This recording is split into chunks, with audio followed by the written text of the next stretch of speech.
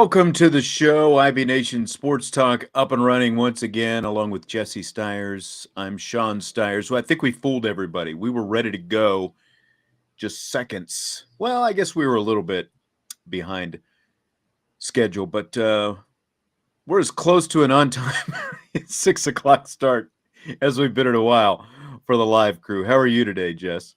I'm doing well. It was another great day. Work went by quick. Obviously, riding the high off the Cowboys win last night, and I was untouchable today. Anytime the Cowboys win, my next day is great. Nothing can bring me down. I know. I even slept in a little bit longer today after the Cowboys won last night. Always great when they win a division game, as they took down the With a Giants tonight. backup quarterback, I I don't care know. if they lose all these other games, but if you can beat the division opponents with Cooper Rush, that's like the cherry on top. That's right. That's right. Every win is like another one in the hand when you're winning with your backup quarterback. That's for sure. I mean, look at where Notre Dame is. They're 2-0 with their backup quarterback. Starter didn't win a game, and now the backup's got all the wins. So That's funny. It reminds me, I two weeks ago, the week Buckner got hurt, so week 2 for Notre Dame, and the NFL first week that Dak got hurt that game. Dan Patrick's show put out a poll and said, "Who are you like? If you're a fan today, who are you the most sad of, or like who's the most depressed?" And there was 4 options, and Notre Dame and Cowboys. Yeah, that's right. We're 2 of them. We're 2 of those options, but how the tides have turned. 2 wins 2 weeks in a row by backup quarterbacks. I think the question should be, who's got it better right now than That's Notre right. Dame and Cowboy fans? That's exactly right.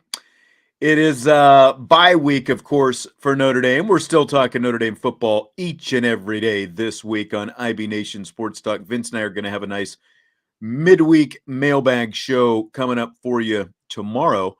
Notre Dame favored in this matchup. I had to search a little bit harder to find the lines for this game since it is next week and not this week. -6.5 Notre Dame on FanDuel, -7 on BetMGM, and both the Irish and the Cougars 2-2 against the spread this season. And BYU is going to be playing Utah State this Thursday night at 8 o'clock. It'll be on ESPN, so we're going to have a chance to watch Notre Dame's next opponent Thursday night. Little primetime Thursday. Notre Dame opponent BYU taking on Utah State. Will you be glued to your TV this Thursday night? I don't think I will be glued to my TV. It's as much. It's really hard these days because as much interest as I have in football, college football, NFL, all the things. Sometimes just life takes over. I got tickets to some MLB games Wednesday and Thursday, and then the lady likes to enjoy spending time with me as well. So I got to pick and choose my battles of when I'm going to expend my football time. So that's usually saved for Notre Dame and Cowboys and all the other games. If I see them, I see them. I like to catch bits and pieces to keep up on what's going on, but I choose to spend my football time wisely. Chi-Town Irish says when he thinks of Ramblin' Man, it's the Waylon Jennings version. I was listening to a little Waylon and Willie earlier today. Good-hearted woman and all that good stuff. Didn't hear Ramblin' Man, but that's a good call there, Irish Chi-Town. Notre Dame's coming off its 45-32 win over North Carolina Saturday. Irish are 500 now. Marcus Freeman gets his second straight win as a head coach. Before we delve into our main topic for today, don't forget, smash that like button, subscribe, rate, review, all that good stuff, because it absolutely does help us out. So we do appreciate that. But here's my question for you today. Have Marcus Freeman and the Fighting Irish turned the corner this season after that 0-2 start? With what we saw Saturday, can we say the Irish and Marcus Freeman have turned the corner? Now, before you answer, Jess, here's the thing about answering this question, because, they're coming off a 45-32 beatdown of North Carolina, a game that really wasn't even as close as the final score would indicate. And now a few weeks back, I can't remember if it was you or Vince when I brought this subject up. When you watch a TV series, do you like to binge watch or do you like the week to week? I think it was Vince who was on when I asked this. And I'm going to guess since you're in the younger demographic, this is going to be slam dunk. You're going to say binge, right? Yeah, I'm 100% binge. It's actually funny you brought that up because about a month ago, my girlfriend and I found a new show that we found or liked on Netflix. It's only one season long. There was about 8 to 10 episodes that were 25, 30 minutes in length. Probably like 20 to 25 minutes. And we knocked it out in one rainy Sunday. So I'm all on board with the binging. Vigo said he knocked out Dahmer today on on Netflix. I need to live the life Feeling of drunk productive. Vigo for the day. Yeah, that's right. And Vigo says you got to binge. Well, here's why I asked the question. Okay, because like if it's an old show, I have no problem binge watching. Because it's already been out, right? Hmm. Especially like if it's a sitcom, like if it's Seinfeld, for example. Like pretty much all the sitcoms are standalone episodes. Like Seinfeld, you can watch any Seinfeld episode, and it doesn't matter because one doesn't really have any relation to the other. Of all the seasons that they did, you can just pick a Seinfeld episode you can watch on any given night, and it's like you're not lost in anything, right? Because the plot of one episode is not dependent upon what happened in a show before it. Unlike, especially some of the dramas that we've talked about, Lost, the linear shows, Lost, Game of Thrones, Breaking Bad, those kind of shows.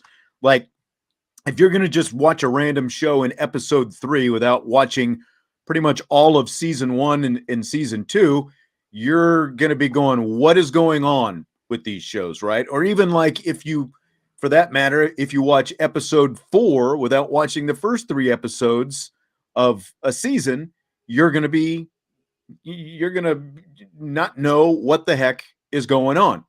And when those episodes are, the only thing that you have to base your opinion on was episode 4, if that's where you started watching. And when those episodes are spaced out from week to week like that, like those linear shows where you're plot dependent, and it's like everything leads up and then you've got a cliffhanger at the end, and then you're waiting, if you're waiting week to week rather than jumping right into the next episode, you've got more time to kind of sit and think about it, react to it, all those things. But if those, so if those shows are done right, you get you get a good cliffhanger. You want to know what comes next, right? And that's what I like about a football season, because it is all spaced out for us from week to week. There's only one game a week, and it's kind of like watching a weekly TV series. If you're watching one team, like we watch Notre Dame, or we were just talking about the Cowboys, we watch both of them every week, but we watch it, we react to it, we break it down. A lot of times we overreact to it. We base most of our opinions on what just happened in the game that we have just seen, and we start to kind of shift our attention to the next game as the week goes on, and that kind of thing. We try to predict what's going to happen in that game. We watch the next game, and then of course we do it all over again. We react, we overreact, all those different things. There's no binging in football, during a football season. You can't binge watch the football season. Like baseball, everything is just kind of glommed together, and it goes on and on and on, and that kind of thing. And so you have to wait a week for each game. And when you get to a bye week like now, well, now of course you have to wait 2 weeks. But again, that takes us back to the original question. What's it all mean? Because are we going to base everything, like when we talk about has Notre Dame and Marcus Freeman turned a corner, do we base everything on what happened against North Carolina the other day? Because like early in the season, we see them struggle. They lose a game they were expected to lose, but then they lose a game they weren't supposed to lose. They play bad for a half, but win a game that they were supposed to win, Cal. And then, of course, they dominate a Power 5 team for 3 quarters. So now they're 2-2. So the bigger point is, again, do we overreact week to week? You can't just look at what they did in the most recent game and base everything on that, I think. But how confident are you right now in saying that Notre Dame and Marcus Freeman have turned a corner on this season? So I'll start with you, Jess. How confident are you right now? I'm at like a 3/4 turn right now. I got like 75% of the way there. I'm not all the way there, and I'll tell you why. Because Notre Dame, did they do well against Ohio State? Sure, they did some things well. Did they do some things better, and could they have put themselves in a better position to win the game? Sure, they didn't finish the game. They didn't, there was no risk taking. It was just very kind of Manila, in my opinion. And then the next week, we move on to Marshall. Obviously, you can't lose to Marshall at home, so that's a big, red mark on the resume. And then now we start, week 3, we get into the first win, but Cal was still sloppy. There was still a lot of things done wrong in that game, and potentially another game that they could have let get out of hand and they didn't finish. And then now we're in, hit the 4th data point. And North Carolina, yes, are they a good offense? And did Notre Dame do things well defensively to slow them down? Yes.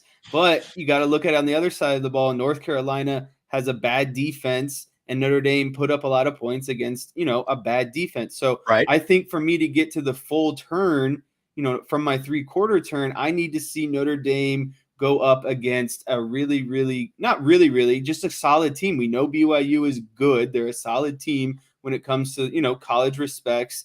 And I want to see how they perform again against another good team on the road, a big environment in Las Vegas, inside an NFL stadium. There's a lot that, a head coach has to manage going into this game outside of X's and O's and playing. So I'm at a 3/4 turn, and I think I'll have a better picture once we see this BYU game and kind of keep turning into this schedule. But I like what I've seen. I think that, since the Marshall loss, there's definitely been step by step gain. But I want to see what the next step is for BYU, because it could be a huge step, or it could be a minor step, or it could be a step backwards. We just don't know yet. You're at a 3/4 term. I'm at a quarter flash is where I'm at. I mean, we know Carolina's defense was horrible, but Notre Dame scored 24 points in the second quarter alone, which matched what they had done in terms of a season high, for one game through their first 3 games. Carolina was scoring 51 points a game. They held them to 32. Easily could have been 18. But, I guess, again, like Vigo was saying, I love to overreact. And, I don't mind the overreaction either. I try not to go too far in my overreactions, but that's, again, what happens. It's like once that new episode drops on Saturday, we watch that, and then we base probably 80 to 90% of our belief in everything on what happened on that one day. We totally forget whatever evidence we had before that, and then, we don't even think about what's to come after that. But we're a third of the way through the season right now. So we do at least have a little bit of a body of work, but kind of like you outlined, every game has just been a little bit different. There hasn't been much cohesion. The only real cohesion that we have, like if we kind of break it down, offense, defense, special teams has been pretty consistent throughout. Now Blake Grupe's got to start making some of these field goals, because even though technically he missed his first one the other day, that was not a really difficult field goal one, but he also did miss the field goal in the Cal game before the phantom penalty. Yeah, and he's a grad transfer. These are guys. He has the experience. This moment shouldn't be this big for him, and he should have the confidence. So that's what's been disappointing. But sorry to interject there. No, that's fine. That's fine, and we'll actually touch on that coming up a little bit later in rapid fire as well. The penalty that was thrown on that. So again, how much belief do we want to place on this North Carolina game? 4 games into the season, definitely their best performance of the season, but like North Carolina is a Power 5 team. Marshall beats Notre Dame, and then now they have lost to Bowling Green and Troy in succession. Now Troy's a pretty good team. There are some good teams in that Sun Belt Conference down there, but is Marshall really that much better than North Carolina? Because, like North Carolina scored 1 million points against Appalachian State and barely beat them. And then App State turns around and beats Texas A&M, as we compare wins and losses and all this different stuff. So I thought what we'd do is we'd kind of go through Marcus Freeman, the offense, the defense, and look at what's one thing that maybe makes you think they've turned a corner, and what's the biggest thing that holds you up from saying, well, maybe they haven't quite turned a corner yet? Because now overall, I think we're in agreement here, and agreement with most of the people that I'm seeing in the chat, and that is, I don't think that they have completely turned a corner, because we can't base everything on what we saw against North Carolina, even though it's an improvement, and it's like the first real glimmer of hope that like this can actually be an offense that can score points, and this can be a defense that can put the clamps down on a legitimate opponent on the other side of the ball. There are still places to grow. There's still room to improve all the way around. So let's start with the head coach, Jess. What's one thing that maybe makes you think, as a head coach, and I'm not, let's leave the recruiting stuff out of it. I'm talking about like a game day, build the foundation, putting things together, head coach, since the season has started. What's maybe one thing that makes you think he's turned the corner as a head coach? I think that the number one thing that has made me think that Marcus Freeman has turned the corner is that he has, said that he has want to establish an identity in certain aspects of how his team is run and how, what they want to accomplish offensively and defensively. And I think in the first couple of games, he took accountability, saying, we are still kind of forming this identity. And I think what's been most impressive with these last two games is that he has changed things to kind of get to, form this identity that he's been talking about. And he's done it in a way to win games, meaning that the offense has come to find an identity of, we are going to, our offensive line is going to be physical. We're going to hit you in the mouth. We're going to establish our run game, and we're going to build our offense based off of our talent and what our players can do best. And I don't think that that's what they did in Ohio State versus Marshall. So to see the transformation in kind of how he's accomplishing, this identity that he wants, and then being able to get the results of 2 wins after going 0-2, that to me has shown that he's turned the corner. Yeah, I mean, that's a good starting point, a good point about him, because like coming into the season, he talked about run the ball, stop the run, and some people thought that was nuts to hear him say run the ball, that was important, and so basically that he wanted his team to be built around the defensive lines, and that's kind of been the foundation of this program for the last few years. When you look at how they've been able to sustain success, it obviously always hasn't been about having the best skill position players, but it starts in the trenches, being able to control the lines of scrimmage on both sides of the ball. And he said that was a priority coming into the season. They are at least closer to that right now. And again, like if you look at North Carolina, definitely like that. But look at the second half against Cal. There was like a shift in the middle of that game. The second half against Cal, we saw both lines of scrimmage start to really dominate and assert themselves. And to me, it's the fact that, so I think that those are good points that you make. To me, for Marcus Freeman, it's the fact that they've already cleaned up a lot of, this just nonsense kind of stuff that we saw on the field early on, the false starts and those kind of things. Just, too many penalties, and just a team that didn't look like it was really cohesive. They look sloppy at times, sometimes lethargic, like especially against Marshall, and regardless of who they played Saturday, we saw some of those things disappear. And we saw, again, some of them disappear against Cal as well. Now, obviously in the first half against Cal, still the false starts and all that, but we have seen some of that go away. It's, those things have been cleaned up. You obviously wish that you didn't have to see those things for them to be cleaned up, but you can see sort of a shift in, it's like, okay, I've got to focus on the right things. And, I think that he's obviously held himself accountable, and he's been able to jump on some of those things and not let them fester and just overtake his program early on.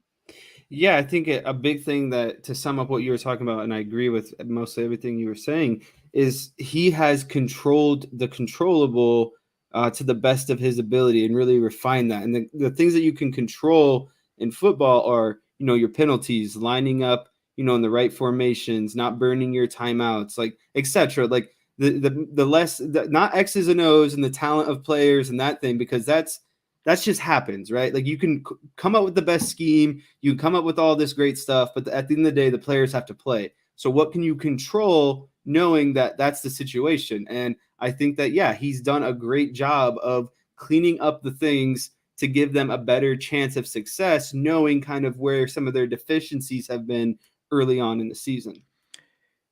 Anything that gives you pause with Marcus Freeman then right now?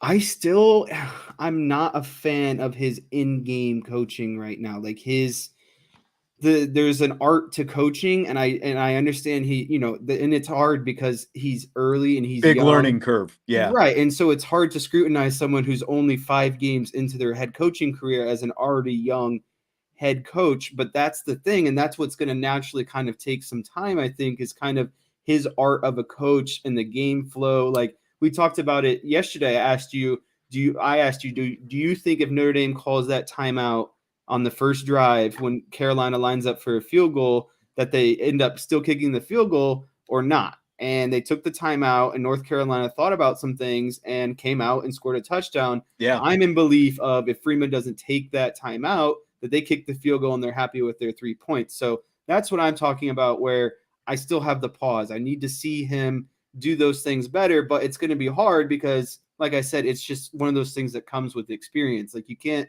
know about game flow until you're in the game actually coaching.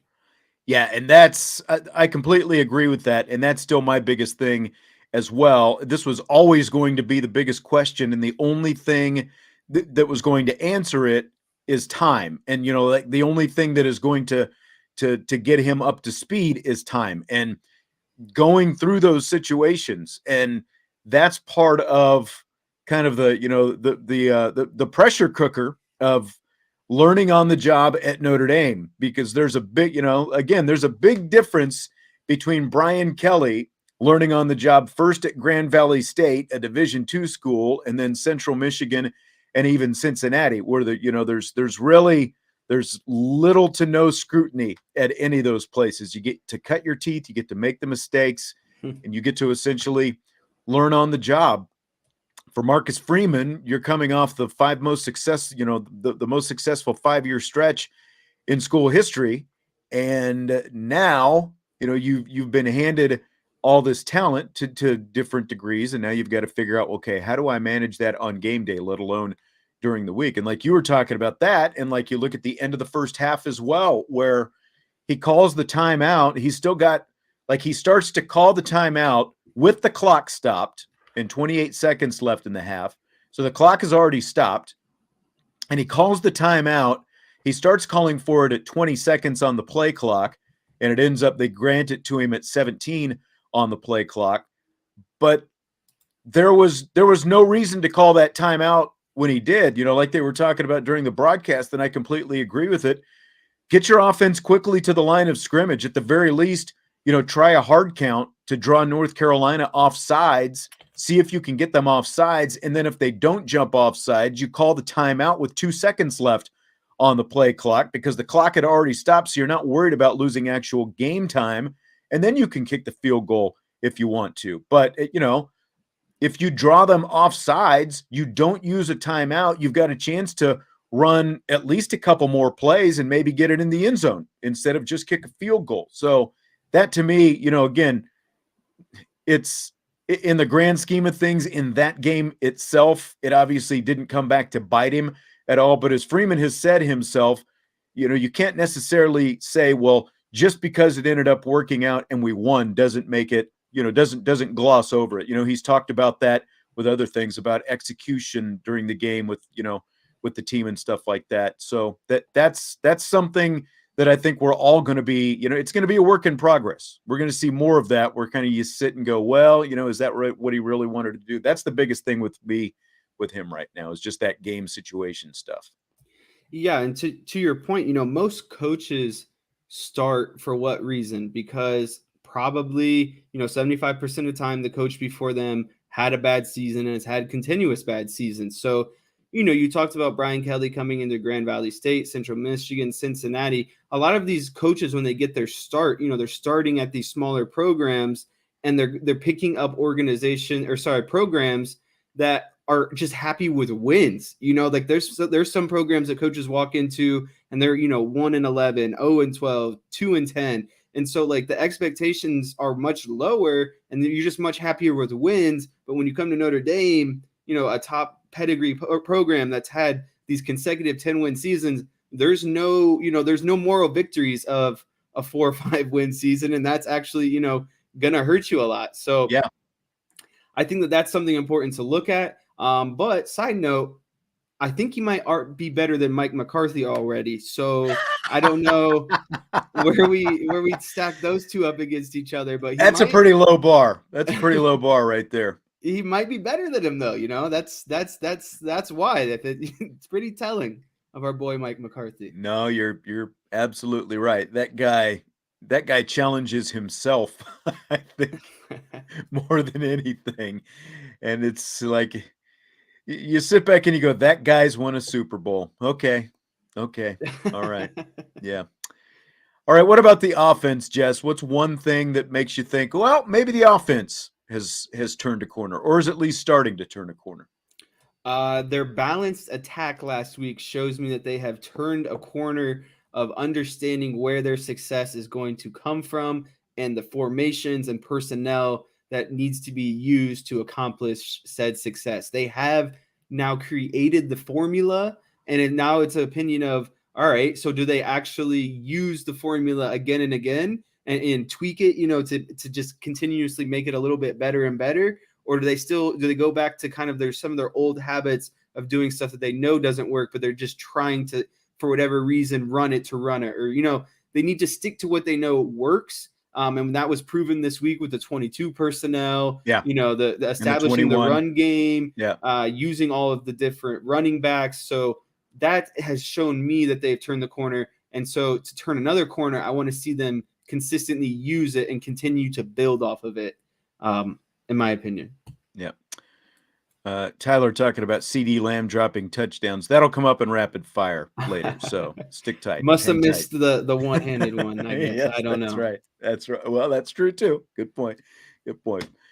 Yeah, I think the play calling definitely is a big swing because there was no imagination in this offense. There was no rhyme or reason with the offense in the first couple games, and then all of a sudden, starting with the Cal game, we really saw a change. I don't know if it's because he pared it down or he finally figured out,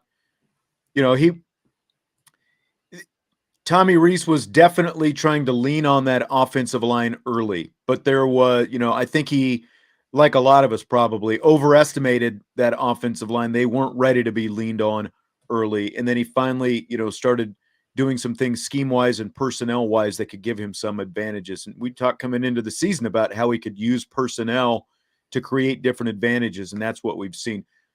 So, like these last couple games, we're finally starting to see, and again, I know a lot of people have got their opinions on Tommy Rees, and a lot of people are down on Tommy, but I think we're finally starting to see why he gets, kind of such raves and like NFL talk and all this different stuff. He is a pretty creative guy, again, now I'd like to see it against a better defense to, Right. to see exactly how far it goes. And once it's on film, how are they able to continue off that, and how are teams going to react to it now that it's on film and they have something to game plan for? Because it's been, we've, again, 4 games and we've seen a lot different things in each game so far. Yeah, I couldn't agree more with that. But the offensive line is also something that tells me they're starting to turn a corner. I like what we're seeing from the offensive line. It is starting to round into form. But again, we you can't play Clemson every week, but I think they'll see at least a better opponent against BYU here in a couple of weeks. And what I like is they'll have a chance to sort of build their way up to Clemson, because I think they've got a chance to gain some confidence as they gain competence as well, building up to that matchup. And, again, that's what we're sitting here a little bit more than a month away from that one right now. That's not the only game. What happened at Marshall obviously shows you that anything can happen because it already has this season. What's one thing that gives you pause about the offense? Ooh, let's see. One thing that gives me pause about the offense would be wide receiver uh, production downfield. It's nice that they're completing a lot of these underneath routes and not really deep posts or streaks or stuff like that. Yeah, like was Diggs open on a wheel up the sideline? Yeah, but he was wide open. That's an easy one. I'm talking contested downfield. Blow it going over the top of the safety type situations. So yeah, wide receiver production has to be one of them. And then also, still for me, is the offensive line's recognition to pick up blitzes and delayed stunts, because that's going to be a big factor when you go against good defensive lines. And Drew Pine will struggle in those kind of situations. It was nice that he had a clean pocket, but the first drive of the game, and I don't know why North Carolina went away from it, they had a nice delayed stunt and Pine got sacked.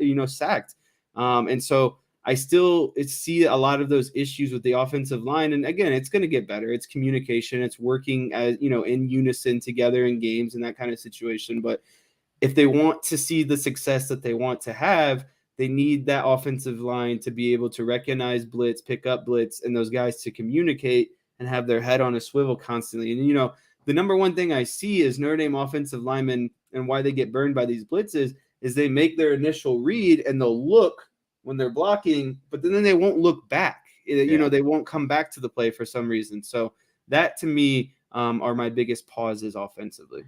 Yeah, I mean, those are my two biggest ones right there, and I don't have a whole lot to add off of it. They still have to show that these receivers can get downfield and be guys who can make plays downfield and not just be a bunch of possession type guys. Now, obviously, Lorenzo Styles got over the top and was able to get that. We need to see a continuation of that, and I'm not going to beat the Tobias Merriweather drum. We all know he's out there. We know he's a talent. We know he's the kind of guy. But until we see him, I just, I guess we can't keep beating that drum because we don't get to see practice and see what's going on there. So, is it me or am I the only one that gets tripped up by Lorenzo Styles being number 4? I still look for his freshman number, and every time it's 4, I'm like, and they say Lorenzo Styles, I have to like triple take because I don't believe that it's him. But I forget that he's wearing that new singular uniform, and it just throws me off. I don't know. I was just curious if I'm the only one that gets tripped up by it. No, I mean, I kind of keep thinking Kevin Austin a little bit. Yeah, that's what obviously Austin wore it that's last who year. I couldn't think of who it was, but I was like, who was the recent wide receiver that was number 4? Because that's definitely who I'm thinking of. Yep. And they have all these kind of 50-year, not all these, but a decent amount of kind of older wide receivers. I'm like, I swear someone else is number 4. For sure. All right, let's switch to the defense. What makes you think maybe Al Golden's defense is turning the corner? This one's hard because Notre Dame's defense has been pretty consistent between each games, meaning that like the things that have been kind of bad, aka the linebackers, are consistently kind of not great game to game. What's consistent, the secondary has been consistently good every game, and we haven't seen a whole lot of decline. But I think the thing that has made me defensively turn the corner the most is the way that these young freshmen are able to produce in the defense. And I think that shows a lot for Al Golden. It shows a lot for the recruits that Notre Dame is getting, and just overall kind of what things are going to be like going forward, because a lot of these freshmen are having success and doing things at a high level, and it's only year 1 for them. And I think that their skills are just going to be continuously stacked. Their confidence is continuously going to stack, and we're going to see more of like game-changing plays, interceptions, big hits, big pass breakups, that kind of stuff. And I think that is what is the most telling, that this defense has kind of turned the corner and that they can rely on their their secondaries to kind of be bend but don't break. They don't give up a lot of those. Oh, I can't say they don't give a lot of those huge plays after kind of those 2 busts against North Carolina, but still, like, outside of those, I could say that they don't, they play solid. They don't give up a lot of big plays. And it seems to, I feel confident sometimes. Like last night, they said, that how much of a difference does it make knowing that a team has a good defense offensively when you're at midfield, or, maybe at the opponent's 45. that comes into a big factor. And I think it will for Notre Dame and Marcus Freeman, high leverage situations against some of these bigger teams where you need to score on possessions that you can rely on your defense. And I think that that's because of the secondary. So that to me, and a long roundabout answer, is what has turned the corner. I mean, the defense has forced a lot of punts these last couple of games, and again, they did it against a legit offense. You can rip North Carolina's defense if you want, but that's a Carolina offense that was throwing for 310 a game and rushing for 230 some per game, and they ended up with like 67, 66 rushing yards and held under their passing yardage as well, even with those big plays. Now, you want to get those things together. I think the biggest thing to me, that I saw, like, again, not basing it all on this, but like when you look at the second half against Cal, like and then you combine that with what happened throughout the game, again, with the exception of those 4 big plays that you've got to cut down, he has figured out how to make offenses one-dimensional. Like we raved over the job that they did against Ohio State, and then we're just flummoxed with what happens the next week against Marshall. But now, flummoxed. the way they were able to make North Carolina one-dimensional, they completely took away the run game, and a big part of that was taking away the quarterback run because, again, May had 33 yards on that first drive. He had half the yards they ended up with on the ground in that first drive himself alone. Now, when you make a team one-dimensional, you are going to give up some pass plays. That does put a lot of stress on your secondary. I'm not completely forgiving that, but the fact that they were able to make a really good offense one-dimensional, which again is something like I go back a couple of years, that's what Clark Lee was so good at. His defenses making teams one-dimensional, the ability to adjust, and I think we've started to see a lot more of that. And like look at Jaden Ott from Cal, the running back. I don't know if you saw this last week, Jess, but the game that he had against Notre Dame is his worst game of the season. He had 33 rushing yards. He had 274 rushing yards against Arizona last week. So they've figured out some things. Now, again, like if you look at a stress or what kind of gives you some concern is like what happened. They're shutting down Cal, and then their quarterback, who's not a mobile quarterback, is breaking off all these runs and turning them into first downs. There have been some things like that. The linebackers still concern me, and we kind of talked about that yesterday. They improved against North Carolina over the weekend, but it was also a pretty simple, Carolina running schemes that they were facing. So that's a place that I still need to see big improvement. I'm really confident in the secondary. I'm really confident in the defensive line again after what we've seen the last couple of weeks. But the linebackers, for me, would be the thing that gives me concern about the defense. How about you? For me, the biggest concerns are what I'm going to call the outer perimeter box, meaning, typical box is everyone in the box, defense, full defensive line, linebackers. I'm calling it the outside box or perimeter box because I'm most concerned about the defensive ends and the linebackers. I love Notre Dame's interior defensive linemen. I think they have a solid rotation. A lot of those guys are studs. That's a big reason why they clog up this run game. They help out their linebackers. They disrupt plays. They blow up plays. I really like what I see out of Notre Dame's interior defensive linemen.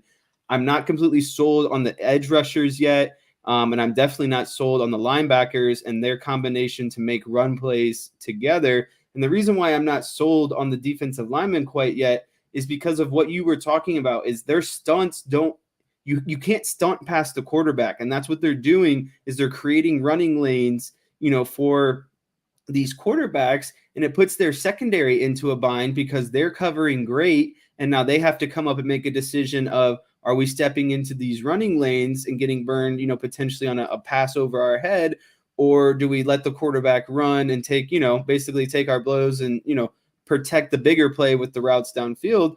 And so that's the biggest concern I have, is because these linebackers aren't running their run fills very well. I still that's a big concern. They're playing okay in pass, and these defensive linemen, like I said, they're getting consistent rush, but the rush isn't getting home or landing where it needs to. It's kind of sloppy, and it's creating a lot of these running lanes for quarterbacks because it's not just a one game thing. We've seen every quarterback be able to escape the pocket via the running lanes, that have been Yeah. created. Like Stroud, yes, he's a great athlete and can make plays with his feet, but there was a lot of times where those defensive ends just couldn't get him to the ground when they had him, kind of swallowed up. And he extended a lot of those plays, those third down plays on each sideline. And that ultimately led to points for them. They made the Cal quarterback look good. They made the North Carolina quarterback look good with the running. So that's where I kind of see the weakness. So with a bye week this week, do you think that that's something that's relatively easy to clean up? Like as they sit down and self-scout and look at their film, do you think that that's something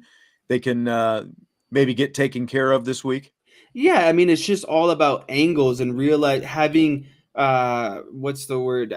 Self-awareness of where your body is at in real time. It's a lot easier said than done because you're going fast and it's obviously high tempo and you're trying to get to the quarterback and all of a sudden things, crash down in a split of a second, but it's just, working on moves and setting kind of cones and landmarks on the field so that way they can get, their body can come into a habit of doing these things. And then just also, good light. It's a bye week. You can do light conditioning drills that have to do with pursuit, breaking down and those kind of things, being in the right area of the field when plays break down and getting to, rallying to a play. So I think that's a lot of stuff that's light, but can still be worked on, with the bye week. And it's beneficial to have a bye week because you can do that kind of work.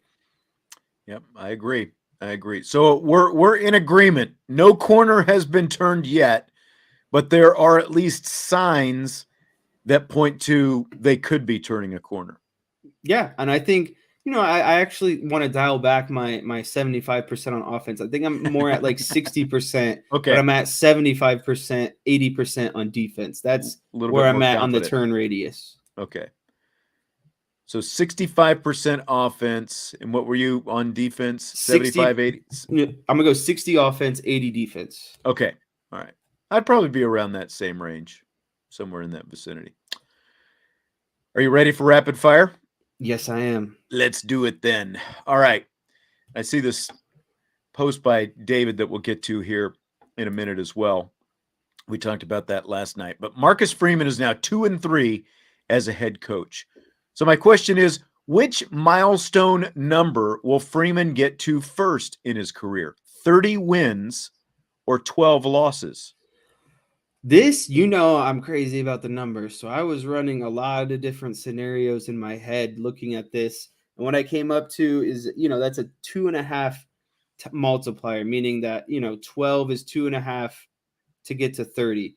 And so, and I started looking at, okay, how does that translate to records? He could go 8-4 these first 3 seasons, assuming, he coaches 3 seasons, and he would be at 12 losses and 24 wins. Okay. Then you step it up to a 9-3 average, 27 wins and 9 losses. And so you're kind of in that range of he's got to win 8 to 9 to 10 per year and lose probably no more than 4. And he's already got 2 this year.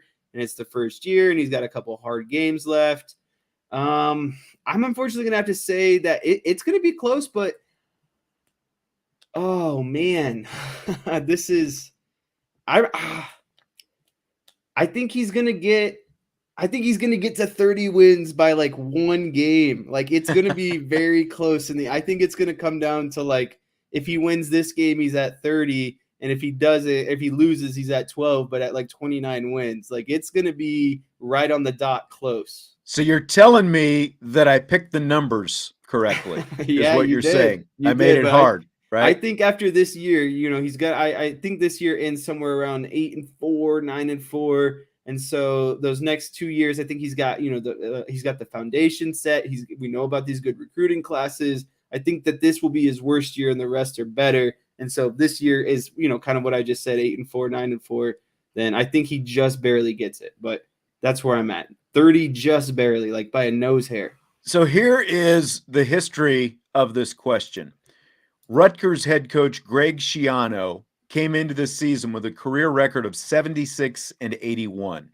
And I heard this on some national show that he's got a 76 and 81 record. And the question they asked is, does Schiano get to 100 wins or 100 losses first? And I was like, ooh, that's an interesting little question there. And I mean, he's at Rutgers, and all this kind of stuff. And by the way, Rutgers is 3-1 this season. So he is now 79 and 82 for his career. So, he's actually, he's getting closer to 500, but he's got Ohio State coming up this weekend. But anyway, so I hear that question, and then I spun it forward to Marcus Freeman, who at the time that I heard this question, because this was coming into the season, he only had Fiesta Bowl under his belt. And so I'm starting to think about, okay, where do I set the numbers for Freeman? And, I'm kind of all over the place with him, because at that point, everyone is still pie in the sky, and, the sky is the limit for Marcus Freeman. He's going to come in and,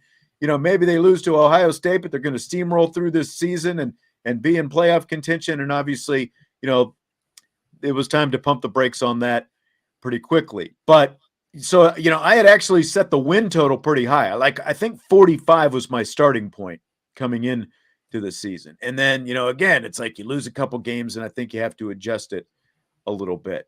And, they're 0-2, obviously, but now they've won their last two, and it seemed like kind of a good time to bring it back up. So as to my answer, if my math is correct, 30 wins in 42 tries, that's a 741 winning percentage, right? Like right. 71%, 714 basically.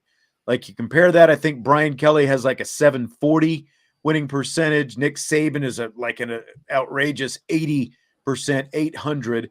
And, you kind of went through it, like if they're around 9 wins, going 9-3, taking out the bowl games, like if they go 9-3 the next couple years, if they're able to be kind of in that 8-9 win range this season, he'd be around 27-10, and again, it's like they're going to be pretty close. And, let's say he goes 2-1 in the bowl games. And then where are you? I think you said this, 29-11, so it's like, it's going to be right there. That's exactly right. It should be right there. And that's saying that he has 3 average seasons. But like you said, the recruiting is getting better. You're going to, continue to see, more, bigger caliber recruits and athletes and stuff coming in. So I am going to say 30 wins as well. I think that, that's kind of it.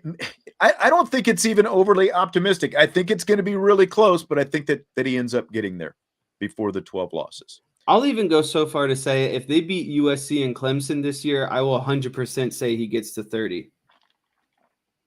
If they beat Clemson, okay, yeah, and USC then, USC. Oh yeah, obviously, because that obviously is going to swing things. Yep. And then Chi-Town says 45 would be wonderful, but too optimistic. And again, that was the number coming into the season before they had ever played another game. And I was obviously kind of sitting on it to sort of see how things went, and then I had to make an adjustment. Apparently, Derek thinks that they are just going to rip off. We are in the 2-game. It's not even going to be close. Yeah, the 30-game win streak has started, and we're 2 games in. Only 28 more to go. That's right. And all right, I want to know Drunk Vigo's opinion. Vigo says drinking the Kool-Aid again, bro. So where are you? Are you saying 12 losses? Is that where it is? Is that where it is, Vigo? We'll see. I don't know. It'll pop up. I know. So we had some comments about the question we brought up last night about J.D. Bertrand. David says, if Marcus Freeman doesn't appeal J.D.'s targeting call, it's a major mistake, sends the message that he may not have the players' backs as much as he leads us to believe. Do you think that he needs to appeal this, to kind of show that he does have the players back in all this, Jess, or what do you think? I mean, we're both in agreement that it was that what happened with J.D. Bertrand did not warrant targeting and ejection. So what do you think about that? Yeah, I mean, I kind of lightly touched on this a little bit yesterday. I didn't like Freeman initially coming out in his press conference saying that, it was JD's fault and it was targeting. It's like, you haven't seen it yet. Most coaches say, I got to look at the film, or we'll look at that in the film, that kind of situation. And so I thought that it was, I didn't like it. I didn't like that he didn't just, take his players back. I don't think you have to blatantly be like, oh, you don't have to take either side. You don't have to say, oh, definitely it wasn't targeting or it wasn't, but I wouldn't say that it definitely was without saying, okay, I'm going to go take a look back and we'll talk about it and kind of sit down with him and, see what we can do to kind of further tweak things. So Yeah, I definitely think it kind of shows, and not that he doesn't trust or believe in his players, but it can come off like that in this situation if this is how it plays out and continues to be handled. I just think that it's close enough that, again, like Marcus Freeman made the comments that he made, that it was targeting without being able to sit down and watch the film. If he sat down and watched it, I think that it's close enough that it is worth appealing, especially if, this is one of your starting linebackers. It is worth a shot to an appeal. It's not like you get one appeal and you're never allowed to appeal these things again. It's not like a replay challenge or something. You have nothing to lose by appealing this. Now, you can still do the things that he was talking about, work with JD Bertrand if you think that he needs to have better tackling form and, all this different stuff so that he's not putting himself into those situations. The Cal targeting was much more clear. Oh, yeah. He And launched stupid. himself, and he launched himself. The ball was the whole thing.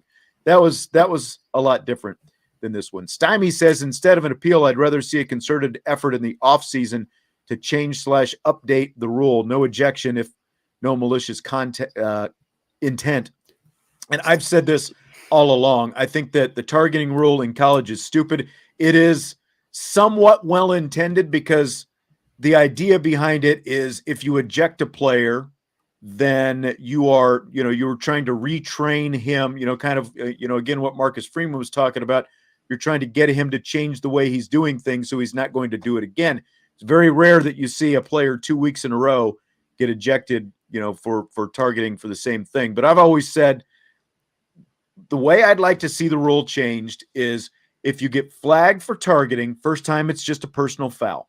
If you get flagged a second time in the same game, then it's an ejection. No matter what. Yeah, no matter what. Intent, whatever. If they determine it's targeting, then it's an ejection. I don't think that ejecting a player on the first instance is warranted. Yeah, and I think every targeting case should be reviewed after every game to decide if ejection was warranted. And I think I'm okay with if having to leave the game or whatever, if that's the route they decide to go. But I think that if every targeting call like that should be sat down and looked at after the game as well to determine if the suspension needs to carry into the next game or if that just the however much time that they had to miss in the current game was enough. So Right. That's if they're going to stick with this rule, I think that's the amendment that I would have to see. Right. Fill in the blank. It's blank that former Notre Dame cornerback Sean Crawford tweeted this the other day. Quote, 12-team playoff is really unnecessary, unquote. Now, there's no context to this, but what do you think, Jess? I mean, it's absolutely true. I think that the 12-team format is just another, honestly, money grab because it's just going to create more games and more watched, this and that. And I'm on board with we're just going to see, some crappy matchups in the first round. Maybe we'll see, a Cinderella here or there, but I really don't think that it's going to happen. To me, the perfect number was 8, 4, and then, your championship game after that. So I think 12 is too many. I would have preferred 8. I definitely think that we needed more than 4, but I think 12 is too many. So I absolutely agree that it's completely unnecessary to have a 12-team playoff.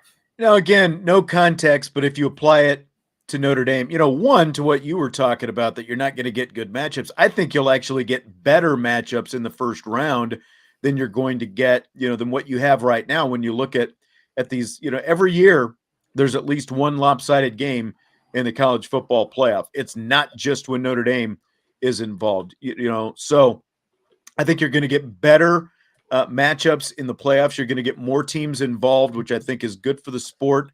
You're not just going to have the same teams over and over again with this 4-team pool. And from Notre Dame's perspective, this is This is very good for Notre Dame. A 12-team format is very good for Notre Dame. This is what's going to let them. This is what's going to allow them to not have to join the Big Ten. To stay independent going forward. The Big Ten or any other conference. And like if you look at it for this year, there's actually a scenario where Notre Dame could find itself back. If there was a 12-team format this year, where they could find themselves in the playoff picture. If they run the table, because just on its face, right, and you might kind of scoff at that, well, the way they've played and this and that. Well, if they don't lose to Marshall, they're a top 10 team still right now, or at the very worst, sitting there at 11 or 12, and they're in the playoff mix right now, so there's something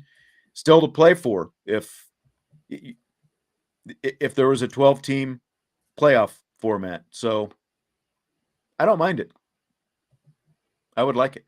Good thing that we can have differing opinions. That's why we do this, right? You're allowed to have yours. I'm allowed to have mine. Fill in the blank. It's blank that the ACC has reportedly suspended the side judge who flagged Cal for being offside on that field goal attempt against Notre Dame. The ACC apologized to Cal and admitted it was a bad call. It's unfortunate, but it's appropriate. It's unfortunate because it happened to Cal, and I think the worst thing you want to hear afterwards is, hey, we messed up. We know we messed up, but you can't go back and change anything. So I think that kind of festers even more. And I think the fact that, it's unfortunate because it happens to everyone. There was last night, I hate to be, bring up the Cowboys so much, but their wide receiver got tackled in the end zone and no flag was thrown, but I still had to live through that. That's a potential, 1st and 10 at the 1 yard line, and they're just going to punch the ball 4 straight times and behind their offensive line. So, and another receiver gets held at the line of scrimmage by 2 defenders and no call. Right. And so I think that it's unfortunate, but it was the appropriate call. Like, there wasn't an offside. So to me, it just sucks. And as a Cal fan, I would hate to hear it. Player, coach, like, that was obviously 7 points put on the board, or sorry, a 4-point swing at most, and maybe a 7-point swing, because with Group, you don't even know if he's going to make the field goals. Yeah. It's appropriate that you started talking about the Giants game, because Michael started chiming in about saying that it's hypocritical that they apologized for the call that went against Cal. Now he says the offensive PI at the end of the first half was ridiculous. You're talking about where the guy who actively jumped into the Cowboys DB. But the point is, I think he makes a good point, because and it really goes back to your point, because whether it's flagging Cal for being offside on that play, there were obviously other missed calls in that game. They didn't just go in Notre Dame's favor, and I think you can say that in any game. There are always going to be missed calls. So, the ACC, they ate it. They apologized to Cal, whatever, doesn't matter. It's not like they're going to go back and change the result of the game after the fact, but they're eating it off this. Are they going to apologize to Notre Dame for not reviewing those 2 pass plays that at least one of them should have been incomplete? No, they're not going to apologize to Notre Dame for that. So I don't know why you bother apologizing. It's you're just picking where you want to, make the acknowledgement. I don't understand. This is a question, because this has come up a lot in kind of what happened with the Chris Jones penalty against the Colts the other night. I think just like MLB umpires, referees should be held to not question, but what their logic was sometimes. Like, there should be a rationale for why they made calls, especially calls that are altering, game-changing calls like that, in my opinion. I don't think you necessarily need to apologize or maybe, say that you were wrong, but I would like to understand the rationale in some instances, I guess. No, I agree. That makes sense. I agree. I think that when you get some of these controversial calls, that an official should be made to answer questions. And I know that there are instances where there is a designated, member of the media, like pool reporter. It's like a one-on-one thing. They don't actually have to stand up in front of a press conference, but they do from time to time answer questions, but it's not, with the camera on them and that kind of stuff like a coach or a player has to do when they make a mistake. The officials have impact on the game and they get paid, are they getting rich? Probably not, but they get paid good money and these guys all have other jobs as well. And I think that they should be held accountable and made to answer some of these questions, just like the athletes and the coaches have to. Yep. Fill in the blank. It's blank that Fox apparently had a no signs about Urban Meyer policy when they were on location for this past Saturday's game at Michigan. It's weak. Capital WEAK. These guys make millions of dollars. Okay, they sit out and they get to be at the most gorgeous campuses and be around the sport of college football every Saturday. And you can't tell me that a little sign is going to hurt anyone's feelings because there's signs about everyone out there. There's signs about coaches, players, you name it. The most random people will just get called out with signs on game day. You never know what's coming. So I think it's weak and it has to be a direct request from Urban Meyer. And I think it shows his fragileness as a man, I think is what it comes down to. Yeah. I mean, they had no problem hiring this guy back. Despite the baggage they knew was going to come with him the whole time, that goes back to that bar in Columbus with the girl last year. And I think them playing him in Ann Arbor, that's what it's, they were all worried about it because obviously, all the Michigan fans and his Ohio State connection and all that. And Fox tried to come back and say, well, we don't have a specific policy about no Meyer, Urban Meyer signs and all this stuff, the PR people, but they were confiscating Urban Meyer signs before the show. They hired a scumbag and they don't want anyone reminding everyone else of that during their own broadcasts on TV. So yeah, it is what it is. If you're going to bring this kind of guy back, you got to live with what comes with it. And people are going to have fun with it. And that's really all it is fun. And if Urban Meyer can't hack it, he shouldn't be on TV. I think it kind of goes both ways. I bet Urban was like, hey, I'm going to maybe request this in my new contract. And Fox maybe was like, he did. Hey, that's a good idea. And it helps with our, our picture and our overall product. So it's a win-win for everyone. Yeah, that's right. That's right. All right. The NFL is replacing the Pro Bowl with what they call the Pro Bowl Games. It's a week-long skills competition that'll culminate with a flag football game. Do you buy it or do you sell it? I buy it like 10 times over. I think this is a great idea for the NFL.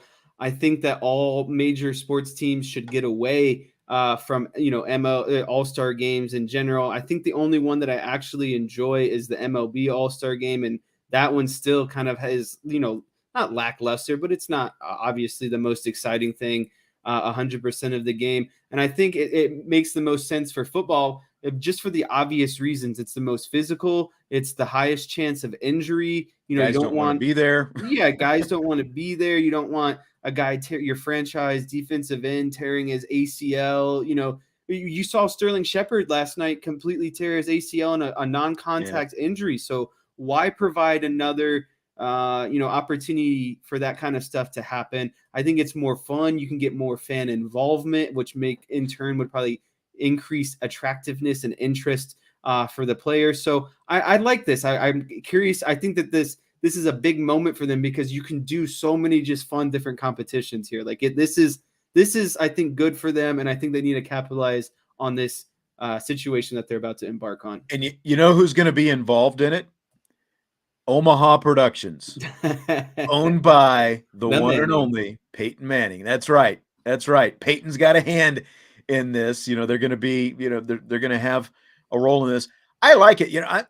Week long, I don't know, but I guess they can boil it down and again, like turn it into a TV show, basically. And this is like something that I've said they should do. The flag football game, I was a little surprised by that they're actually going to play a flag football game at the end of it. It's just a glorified 7-on-7. Yeah, I like the skills competition, though. There's a lot of different stuff you could do. Like I would actually like to see an offensive lineman 100-yard dash competition, for example. Like have them do things that are sort of the opposite of what you envision them, doing well. The offensive lineman doing that, and then have the wide receivers, put 225 on the bar, and like you can do that with everybody. But I like it. I think it's going to be cool. I'm going to be really curious to see like what the skills competition turns into. I think it's going to be a lot better because the Pro Bowl itself, which had been around since 1951, but the game itself is just like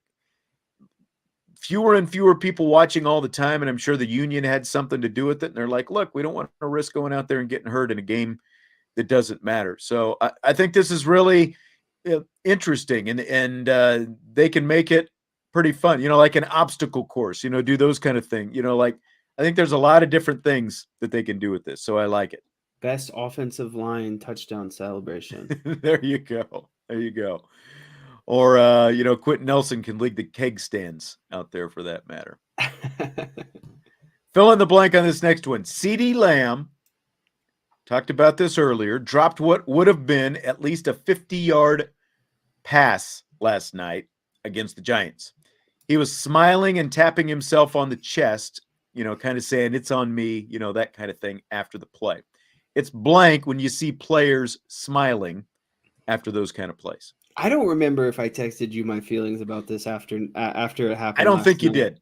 I must have been too caught up with the enrage that I had in the moment. I told you I hosted some people till about halftime last night. Just ask the people in the room how many F-bombs I dropped when I saw him smiling. That was just so ridiculous. Like, I understand the tapping yourself on the chest. Okay. Yeah. But like the smiling and kind of like laughing, like, dude, you just dropped a very important pass in which, this offense doesn't hit big pass plays. It's not designed to hit big pass plays at the moment. And for you to just drop the ball and